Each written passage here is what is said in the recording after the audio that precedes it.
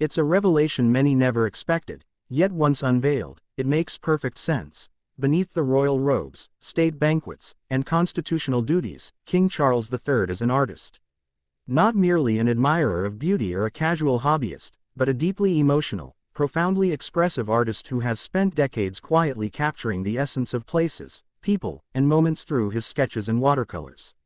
Long before he ascended the throne, while the world watched him evolve from the Prince of Wales to the King of the United Kingdom and realms beyond, Charles held on to something intensely personal: his sketchbook and brushes. And now, the world is only beginning to understand the depth of his devotion to this hidden passion. This is not just a story of art, it's a journey into the private soul of a monarch, a man who, amid pomp and duty, has used painting to process the weight of the crown, the emotions of public life, and the rich tapestry of cultures he has encountered during his over 70 official tours. What makes this even more fascinating is how King Charles views art not simply as decoration or personal indulgence but as a universal language, one that has allowed him to silently communicate with communities from every corner of the globe. Whether in the deserts of the Middle East, the icy landscapes of Canada, the rolling hills of rural Africa, or the bustling cities of Asia, Charles has found in art a way to reflect his encounters and relationships with the world. He understands that where politics can divide and words can be misunderstood, a painting, a color, a gesture of the brush can speak straight to the heart. And so he paints, in watercolors, mainly, capturing landscapes that speak to him, moments that move him, and cultures that inspire him. Throughout his life, King Charles has embarked on over 70 royal tours. These weren't mere diplomatic missions or ceremonial visits. Each one became a palette of experiences, and for many of them, he invited artists to come along, not to flatter the crown but to reflect the real spirit of the journey.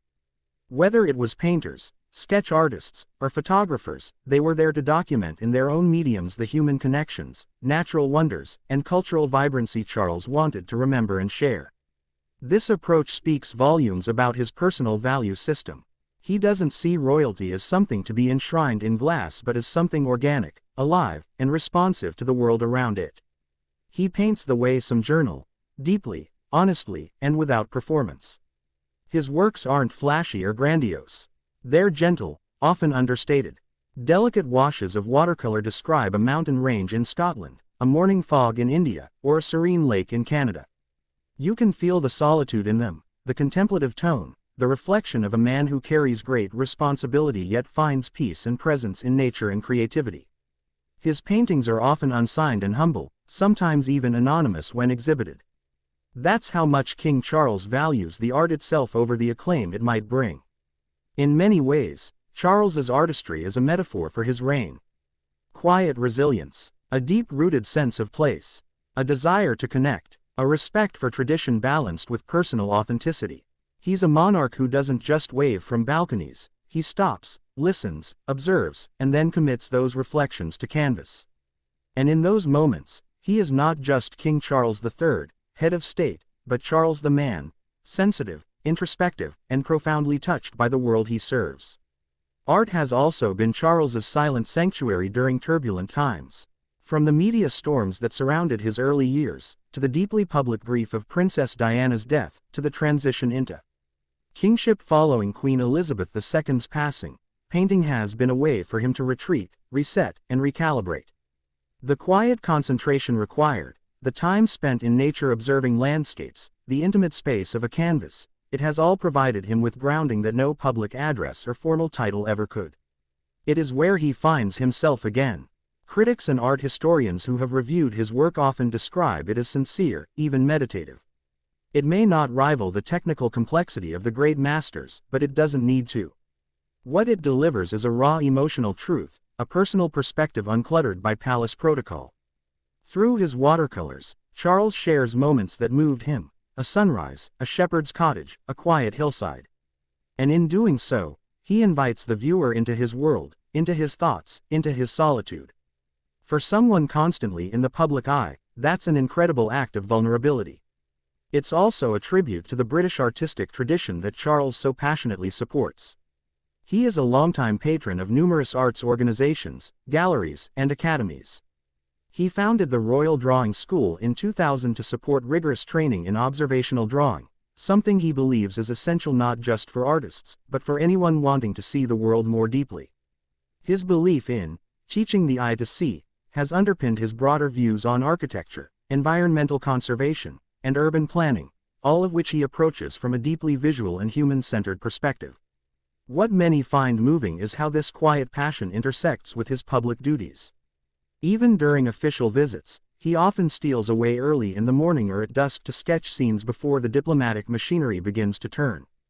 There's something almost monastic in that dedication, a mindfulness that cuts through the often mechanical nature of royal routines. For Charles, each place is a story to be told visually, not with speeches or ceremonies, but with light, shadow, and color. There are exhibitions today that quietly display his works, often mixed in with other artists he admires. His pieces have been sold for charity, earning significant amounts to support causes he holds dear, such as the Prince's Trust and environmental initiatives. And yet, he never paints for profit. The joy, the clarity, and the peace it brings him are enough. In this, he offers a powerful message, that art is not about fame or fortune, it's about connection, expression, and healing. Those close to him say he becomes visibly lighter when he paints. He laughs more, he reflects more deeply, and he's often more present. It's in these creative spaces that Charles seems most at home. He has admitted in interviews that painting transports him into another dimension, a space beyond deadlines, public expectations, and royal obligations. It is in these moments that Charles is, perhaps, most himself.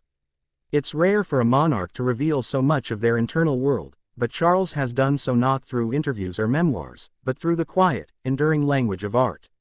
Each brushstroke is a record of emotion, of experience, of royal life seen not from the outside but from within.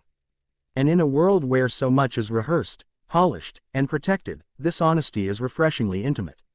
His art is now becoming a bridge, a way for people to understand him better, not just as a monarch, but as a man.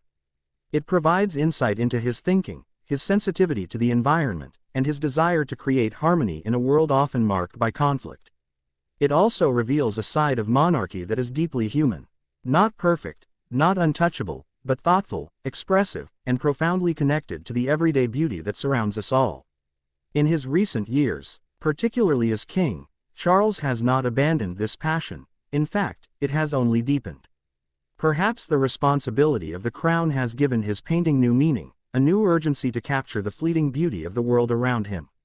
As his reign unfolds, there's little doubt that his artistry will continue to accompany him, both as personal comfort and public inspiration. Viewers across the globe are now rediscovering Charles through this lens, as a monarch who not only rules with grace but paints with soul. His paintings are more than personal reflections. They are emotional archives of a life lived in service, in observation, and in quiet rebellion against the notion that power must always be loud. His watercolors whisper truth, evoke memory, and extend an invitation to slow down, to see clearly, to feel deeply. And so we come to a moment where we must ask, in a world increasingly dominated by noise and spectacle, how powerful is the quiet honesty of a brushstroke from a king? Remember to subscribe, like, share, and comment below to let us know your thoughts on King Charles's artistic journey and what this says about leadership, vulnerability, and expression in the modern monarchy.